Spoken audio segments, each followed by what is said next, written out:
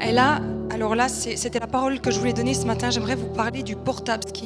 Vous savez que je ne suis pas quelqu'un qui est un oiseau de mauvais augure qui donne des paroles. Vous savez, c'est la fin des temps, on va tous mourir, construisez des bunkers. Vous êtes avec moi que je pense que je suis à peu près normalement. D'accord ? Et en fait, ce qui s'est passé, c'est que pendant 3 mois, tous les matins, je suis réveillée par le Saint-Esprit qui me dit la même phrase.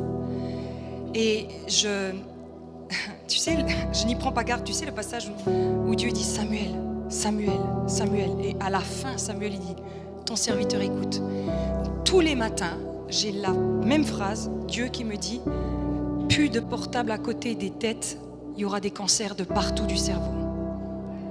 Et je me dis, mais bref. Au bout de 3 mois, je dis à Dieu, mais qu'est-ce que tu es en train de dire? Donc je m'assois dans mon lit, vers 5h du matin, je lui dis, qu'est-ce que tu dis? Et j'ai vu la Covid comme ça, et plein de cancers de cerveau pareil. Et le Seigneur, il m'a dit, dormir avec son portable à côté de la tête va provoquer l'un des plus grands scandales sanitaires que le monde ait connu, de tumeurs au cerveau. Donc je vous le dis, ne dormez plus avec votre portable à côté de votre tête. Alors apparemment, vous pouvez mettre en mode avion.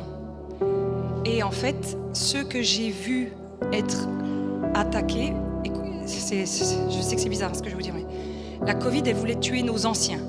Vous êtes avec moi? Le portable a pour but de tuer notre jeunesse. Tu sais, le diable, il est malin. Hein? Il tire là où il faut tirer. Donc, j'ai pas voulu faire ma scientifique parce que je suis pas du tout scientifique. Donc du coup, j'ai demandé à d'autres et ils m'ont dit « Ah mais Johanna, dormir à côté de son portable, c'est comme dormir à côté des ondes. » Et apparemment, ça bousille au fur et à mesure le cerveau. Et je comprends pas pourquoi ce n'est pas alerté, ce n'est pas dit.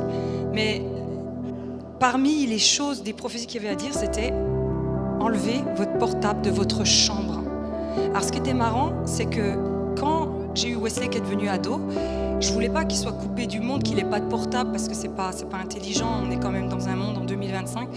Et j'avais prié, les mamans, priez toujours. Amen. Il vous inspirera.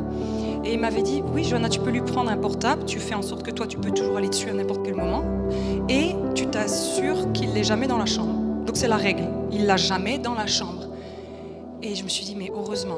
Et en fait, les jeunes, vous êtes encore en pleine croissance, donc vos cellules se multiplient. C'est pour ça que quand les jeunes ont un cancer, c'est beaucoup plus virulent qu'un âgé, parce que ça se multiplie vite. Donc le portable va vous abîmer, vous, plus vite que les anciens.